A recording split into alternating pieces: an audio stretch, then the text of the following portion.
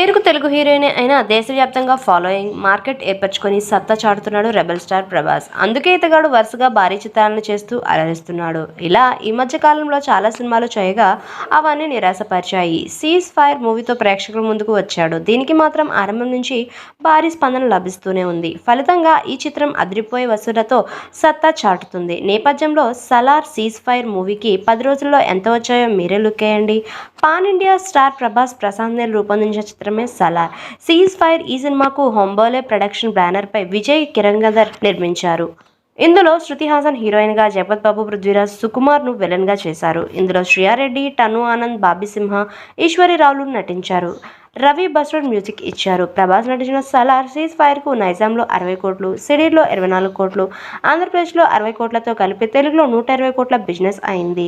అలాగే కర్ణాటకలో 30 కోట్లు, తమిళనాడులో 12 కోట్లు, హిందీలో 75 కోట్లు, రెస్ట్ ఆఫ్ ఇండియా మొత్తంలో 3 కోట్లు, కేరళలో 6 కోట్లు, ఓవరీస్లో 75 కోట్లతో 340 కోట్ల బిజినెస్ అయింది. రెబెల్ స్టార్ ప్రభాస్, ప్రశాంత్ నీల్ కాంబినేషన్లో రూపొందిన సలార్ సీజ్ ఫైర్ మూవీకి 10వ రోజు రెస్పాన్స్ బాగానే పెరిగింది. ఫలితంగా ఈ సినిమాకు తెలుగు రాష్ట్రాల్లో 2 కోట్ల షేర్ను రాబట్టింది.